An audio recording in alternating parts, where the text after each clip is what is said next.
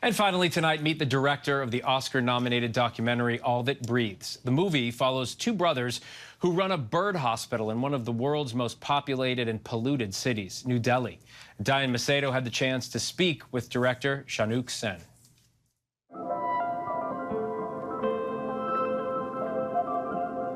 जब हम पहली चील घर लाए, मैं देर रात जागकर उसे घूरता था। खूंखार रेप्टाइल लगती थी, किसी और प्लेनेट से। First of all, I want to say congratulations. How does it feel to be nominated for an Oscar? I think it's a mixture of feeling utterly discombobulated and a kind of monumental relief. And, still struggling to wrap my head around the scale of what has happened. This will take a while to process. What was your reaction when you heard your name called?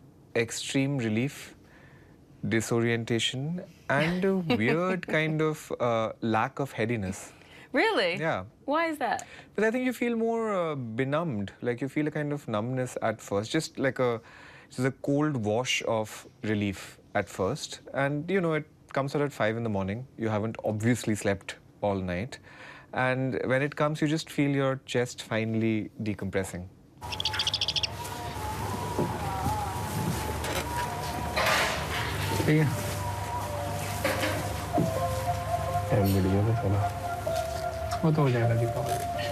All That Breathes focuses on this story of two brothers who are dedicated to saving birds from the pollution in New Delhi. How did you find this story? Thing is, when you live in Delhi, you're always sort of obsessed with the air, especially in the winters, because it feels like your life is laminated by this grey, opaque, visceral expanse. It's this one day when I was sitting in my car, and every time you look up, you have the grey sky and these black dots, the birds, gliding lazily through the sky. I had the distinct sensation of seeing one of these birds sort of plummeting, and I was gripped by this figure of a bird that falls off a polluted sky. It became a deeper film about human non-human entanglement, neighborliness between human non-humans, and a kind of political and emotional account of the city of Delhi through the relationship of the brothers and the black kites. Pollution obviously plays a central role in this film, but you said that you didn't want to make an environmental film or a political film. Why not? We had sort of anti-goalposts set about what we did not want to make. Interesting. We did not want to make a regular conventional nature doc or a wildlife doc. We did not want to make a conventionally front and center kind of a socio-political documentary. Because the idea was to try and do something that is a meld between the ecological, the philosophical, the political, and the emotional inner lives of the brothers. हमारा foreign funding application reject हो गया. Foreign funding application? FCRA reject. क्यों करा है भाई? पता नहीं कोई reason तो दिया नहीं उन्होंने. One of the big challenges in the film is the rejection of this foreign application for foreign funding.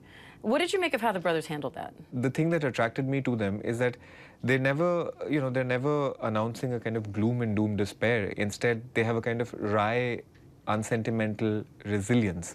And similarly with the financial troubles and all kinds of resource-related troubles, they've sort of soldiered on despite all odds. They handled it with a kind of stoic, quiet heroism that is only characteristic to them. And I know you had some setbacks of your own. I read that 8 months into the film, you decided to scrap everything that you had shot at that point and start over. Why did you do that, and how hard was that? Monumentally hard, of course. I mean, but that's part of the job. The thing is that when we began, I was shooting it like a regular observational verite doc. After about 6 months of shooting, I realized that shooting handheld, in contrast to the cameras that are shooting us right now, it feels a bit anxious and restless and a bit edgy, whereas the material, the world I was shooting and the characters I was shooting are heavily contemplative and, meditative, and the material needed, therefore, to be beautiful. Therefore, we moved towards almost a kind of fiction style, where we're using tracks and cranes and dollies, etc., which is usually not used in creative non-fiction. It had to make you think, and it had to be contemplative. It also achieves this balance. When you think of New Delhi, you think of this bustling metropolis, and the film shows that, but it also has this element of peace, these quiet moments, a lot exploited in the nature of it. How did you achieve that? Well, Delhi is huge, and like every city in the world, it has all kinds of things, right? It has chaos, it has absolute frenzied madness, while it also has beauty and peace and tranquility and serenity. I've grown up in Delhi, and me and the whole directorial team feels very embedded in the vernacular and colloquial cultures of the city. The joy is really in finding, you know, the vicissitudes and the flow of it. And any dense work of art has to be able to compress a variety of experiences of life. कभी तो छोटे बच्चे भी कितना आ गए हमारे पास 5-6 तो आए हुए आपको इंडस्ट्री में. You've called nonfiction filmmaking seductive. What is it about telling people's true stories that's so special to you?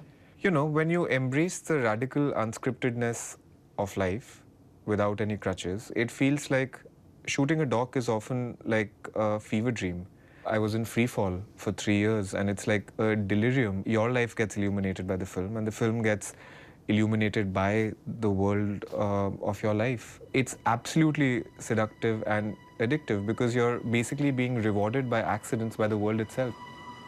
We are wishing you good luck at the Oscars, and thank you so much for being on with us today. Thank Congratulations. you. Thanks so much. Hi everyone, George Stephanopoulos here. Thanks for checking out the ABC News YouTube channel. If you'd like to get more videos, show highlights, and watch live event coverage, click on the right over here to subscribe to our channel, and don't forget to download the ABC News app for breaking news alerts. Thanks for watching.